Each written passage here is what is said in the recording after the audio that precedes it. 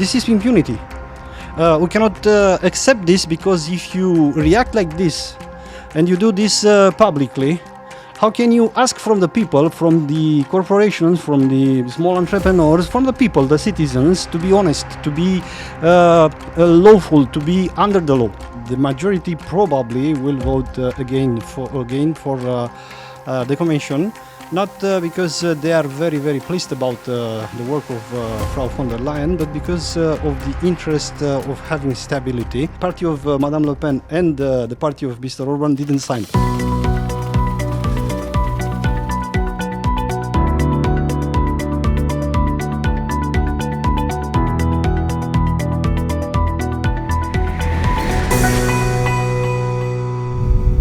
Hello, welcome back to the Brussels Signal Studio. My name is Justin Sayers and I'm here with an MEP, George Piperea. Thank you, Mr. Piperea, for coming into the studio. He is making news because Mr. Piperea has authored a vote of no confidence. Now, is it in the European Commission as a whole, or is it in Ursula von der Leyen? The motion of no confidence, motion of censure, it's of course against the Commission. But my critics are especially against Frau von der Leyen. Okay. From the procedural point of view, you cannot have a motion of censure against individually the President of the Commission. You have to have it against the Commission. But nevertheless, it's not against the commissaries, because some of them are very wise and very effective. Like, for example, Mr. Raffaele Fitto. Okay. But technically speaking, if your motion of no confidence succeeds, the whole Commission will have to resign. Let me tell you something like in a plane. In the unlikely event of this motion of censure will be voted in the Parliament, all the Commission will fall. Okay, so you expect your motion to fail? I'm not hypocrite and nor naive. So the majority probably will vote again for the Commission, not because they are very pleased about the work of Frau von der Leyen, but because of the interest of having stability. But think about this. First of all, if something like 300 MEPs will vote for this motion of censure, this means that they will vote against Frau von der Leyen. Frau von der Leyen, we have a real problem. Because, at this moment, the moment we speak, there are some rumors that even the people from Renew and from S&D, meaning the Socialists and the Progressives, have some debates to be done with Frau von der Leyen. But second, and the most important, is the fact that Frau von der Leyen will have to come to the Parliament and to explain. Because there are some accusations there, and she will have to explain. Okay, and we don't have this kind of debates. Right. We don't have this kind of accountability. Right. When we what we have at this very moment is this idea of impunity of Frau von der Leyen and the rest of the commissary. Whatever mistake they will make and the illegalities they will make, there will be no immunity. This is practically what consolidated as a good practice. I don't like this. As a professor of law, as a lawyer, I don't like this. When I see illegalities, when I see facts which are going against democracy, against ethics, against the interest of the common people, I don't like and I don't like this, and I have to somehow fight. Right. Yeah. Okay. And so this is why you have launched the motion of no confidence. This is the real reason to launch this motion. Is not because I want this commission, all of this commission, to be sent home. It is because I need a tribune to discuss, to debate what happened in the recent past with our money with our ideals, with our expectation, with our businesses, because of this European Commission. Now, you talked about impunity in particular. Are you referring to certain scandals? Yes, the first and the most surprising scandals is about that correspondence by SMS between Frau von der Leyen and Mr. Burla, the CEO of Pfizer. You know, in 2022, they said to a journalist from New York Times, we're not going to give you this SMS. First of all, because it's privacy. Second, we delete it. And this journalist from New York Times gone to Luxembourg in front of the Court of Justice and get a very interesting victory. The people from the Luxembourg Tribunal Court says, you, Commission, you should give to these people and to make public this SMS. And what happened? Nothing. 2 months and still nothing. We don't see those SMEs. Remember the fact that a Belgian district attorney, prosecutor, the Belgian enquêteur here in Brussels, started a penal investigation about those SMEs. Because, you know, you cannot negotiate contracts of something like 30 billion euros on SMEs. This is insulting our intelligence. And what happened? Nothing, because some people from the so-called European General Parquet the prosecutor service. Yeah, exactly. Decided to get those files from the Belgian prosecutor and to put it in a, I don't know, in a closet there. To bury it. Yeah, exactly. And this is impunity. We cannot accept this, because if you react like this and you do this publicly, how can you ask from the people, from the corporations, from the small entrepreneurs, from the people, the citizens, to be honest, to be lawful, to be under the law? Because you are not under the law. And second, I give you another example. Now it's about money, a lot of money. You know that in 2021, they started, I'm speaking about the European Commission, a program of something like 650 billion euros, that mechanism for redressment and resilience, which are in this moment transformed into the so-called National Plan for Redressment and Resilience. And the subsidies, basically. Yes, exactly. And the European Court of Auditors said those money were spent with no goal, with no efficiency. We don't know what you did with this money, and there is no answer from the European Union.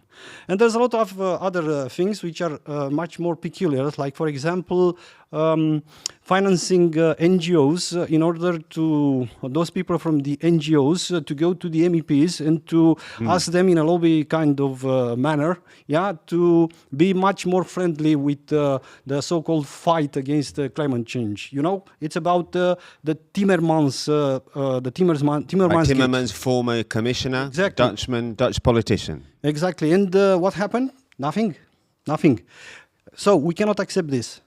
For our viewers, this is the scandal involving public money which is going to NGOs who then lobby the European Commission, allegedly according to certain priorities. So my money, your money, spend on what? On lobby.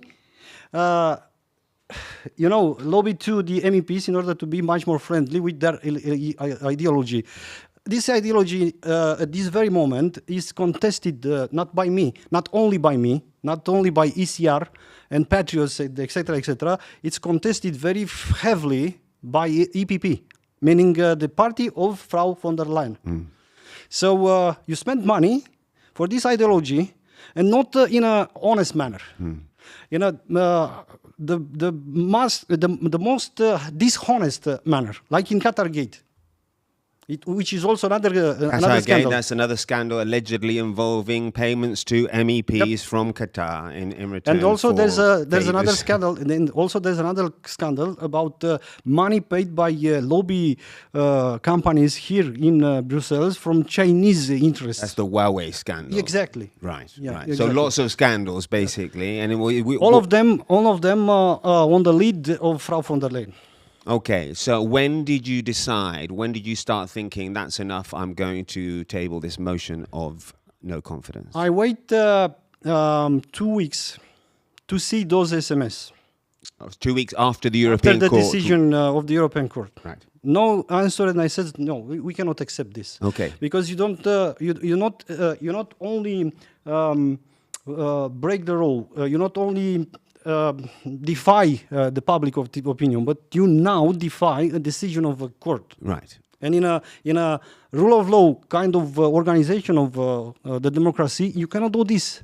You know, because otherwise you break the most important principle of the rule of law, meaning the separation of powers into a statal organization like a national state or like a union like our union. Okay, so now the success or failure of this motion will depend a lot on the support you can or cannot get from the different party groups. You are from Romania and from the AU, the Golden Party in Romania, which is a right-wing party. Now, I presume you 72 votes, you've had to get 72 MEP. 74 MEPs have had to sign this motion of no confidence, right? No, the minimum is 72, but Right. I already have 74. Oh, you already have 74. Actually, when we speak now, the count is closed. Right. There is no possibility to add another signature, but it's enough. It's more than enough. 74. Yeah, 70. Now, these 74, who are they? Are they from basically from your group? My group, of course, the majority of them are are from my group, but Which also is the there's ECR, the Conservative group, right? European Conservative and Reformist, Right. but also there's people from ESN, meaning especially Alternative für Deutschland. This is from the right-wing Patriots. Yeah, and Hold on. No, that's the from Patriots. right-wing. The Patriots. Yeah. The And the Patriots is Le Patriots Pen, group. Yeah. Orban, but nevertheless, Le Pen and the party of Madame Le Pen and the party of Mr. Orban didn't sign. They didn't. The other kind of Patriots. Did you ask them to sign? Of course, And all of them. they said no. Why did they say no? No answer. Oh, I see. No answer. They say, we'll see. We're gonna see. Yeah. Okay.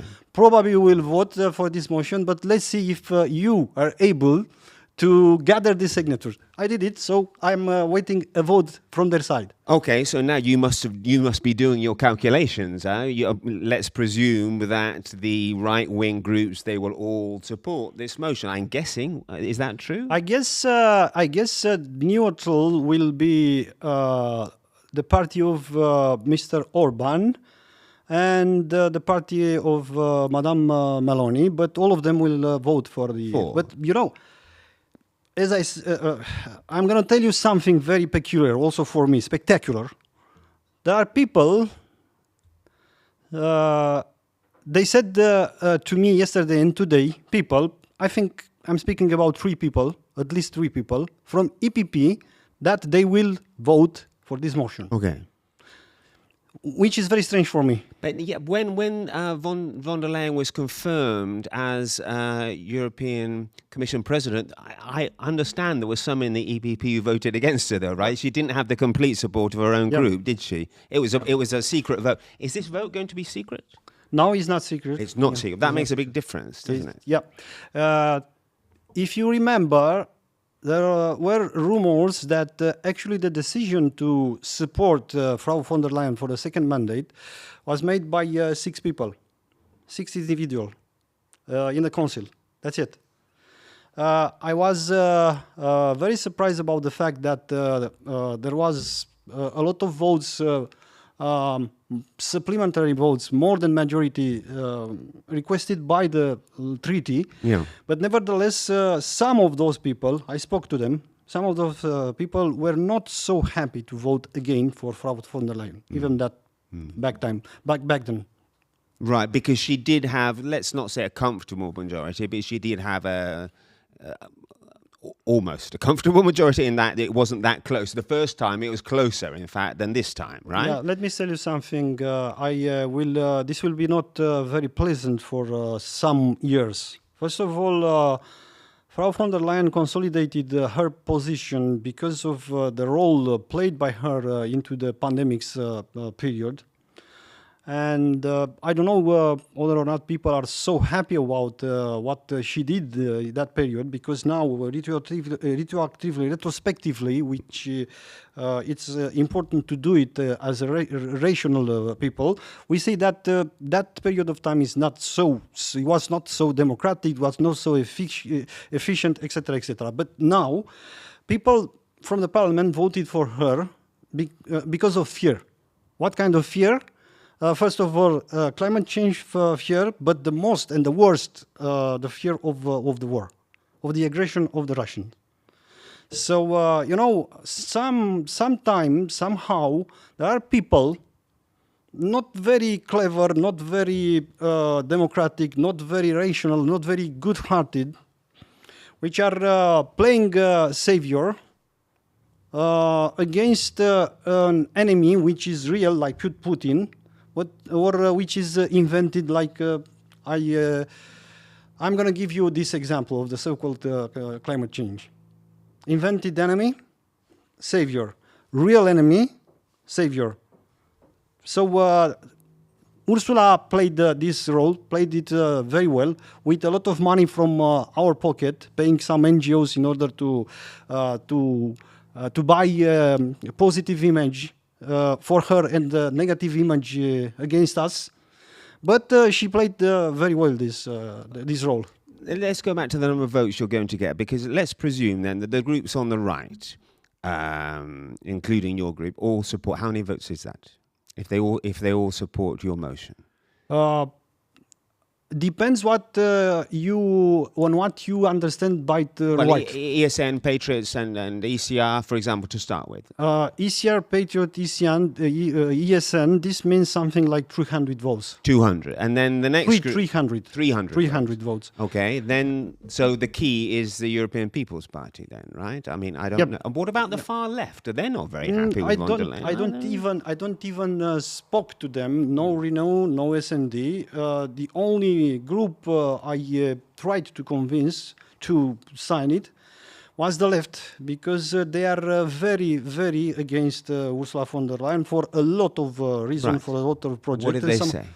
No answer for the moment, but some people from the left says that they will vote against Ursula. Right. How many in that group?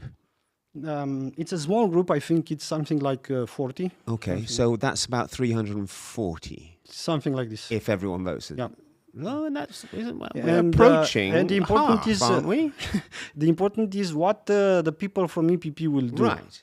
Because, you know, when we speak, there is a fracture into the interior of... there are the so-called progressist center-right, meaning that they are fully agree with all the madness and the lies about the climate change, and also about the gender ideology, etc., etc. But there are a lot of people from EPP which are much more conservative than those people. Right. And I think that the wing, which at this very moment are being created around Mr. Manfred Weber, right, is this wing of conservative kind of behavior. Who could vote against? I'm not sure, but they could. Yeah, they could. I guess the difference is that this time, unlike the confirmation of Mrs. von der Leyen, which was a secret vote, this time it will be a public vote. So if she is brought down by your motion, those people will be blamed. You know, because I am a lawyer and I know how to be decent and reasonable, I think that if this vote will be big enough in order to send a signal to the EPP people and to Frau von der Leyen, EPP people will try to convince her to leave. Not now, not immediately, but I don't know, in 6-7 months, not to give me satisfaction and not to give satisfaction to the Do you mean before the vote? Or no, after the vote. After the vote, if she survives, but if it's a tough. Yep. survives by a small margin, Yeah. let's say. Yeah. Right. That will in a cripple her, reasonable basically. manner. This will happen because there's a lot of project of Frau von der Leyen sustained with very very big pathos. Very very heavily kind of feelings by Renew, S&D, the Greens, etc., etc. But which are at this very moment not killed entirely, but reduced. Think about the so-called green claims directive. The people from the European Union, from the European Commission said last Friday they will withdraw it. Yeah. And this made those people from S&D, Renew, and Greens mad. Right. Mad. Your press here in Brussels said a lot of things about these rumors, about this underground kind of fight and angry against... Right, they said they wouldn't protect her anymore. Right. Yeah. That's convenient for your motion, do you think? It is convenient because I do think that the European Union needs a much more rational kind of leader. Frau von der Leyen, from my point of view, is outdated. She has to be replaced because continuing with this so-called climate change fight, continuing with this wrong kind of financing the war and the rearming of Europe, will go to nothing. Actually, will go to a wall with 200 kilometers an hour, like a vehicle led by a driver with this kind of speed directly to a wall. We need to change the driver. We need to change the driver. Frau von der Leyen cannot be anymore the driver. I'm wondering. I am very, very, very deeply interested in the continuation of the European Union. Okay. Because for us, European, there is no other chance than to be united as a union of nation in order to exploit, to make efficient the fact that we are a huge market. We are something like 460 million people, and the GDP, combined GDP of all the 27 member states is something like 18 trillion. But continuing with this kind of politics, we will go bankrupt. And you know what, Mr. Tusk, the Prime Minister of Prime Poland. Minister of Poland said when Poland took over the presidency, he said something like this: we cannot continue to leave our economies to go bankrupt, because when we'll go bankrupt, nobody in this world, nobody, no United States, no China, no India, nobody will continue our fight against climate change. It is us, the only kind of people in this world which could fight against climate change. But to do this, we have to have economy. We have to avoid bankruptcy. And what to do in order to do this? Change the driver. I'm wondering if your motion might actually succeed. I'm just going through the numbers in my head, because you said on the right, there are 300 votes. There are maybe a few dozen votes from the left group. There are maybe a few votes in the EPP, that's close to a half. And then if the Socialists or Greens abstain because they're very angry, like you just pointed out, what chance? Are you a betting man? Would you give yourself... No. What chance? Is there a chance that your motion might actually succeed? I repeat, I'm a decent kind of lawyer. I'm a reasonable kind of lawyer. I think that if I will get something like 320 votes, this will be a very, very good result. Why? Because the people from the EPP will start to think about replacing Frau von der Leyen. Okay, but and they can do this. Can they? Yes. How would they do that? But not before because the they end are of the majority party in the parliament. Right. And then they can say to... force her to resign, you mean? Exactly. And they can say also to the S&D and the Renew, look, you don't like either Frau von der Leyen, let's force her to leave. Okay, force her to resign. When does this vote happen? From the procedural point of view, it should be at the next plenary session in Strasbourg, meaning something like 14th of July. 13th, 14th of July. But probably, they will postpone it for September. I don't know. And even better, because during this summer, which will be a hot summer, not in the sense of Right. warm weather, hot summer with a lot of events. on the streets, you mean? Yeah, exactly. Yeah, probably they will think about it. And between now and then, you will be going around to the different groups looking for support. Is that your job? I will do. I will do this. Do you have other MEPs who are supporting you? I mean, in this lobbying of the Parliament, or are you doing it all on your own? No. I'm not alone here. Right, but you have the other 74 people. I think about the fact that I have people from my group. The Polish delegation voted entirely for this motion. Of course, the Romanian delegation voted, but we are smaller than them. And there's also the Secretary General of ESN. I'm speaking about. Should I say names? Why not? No.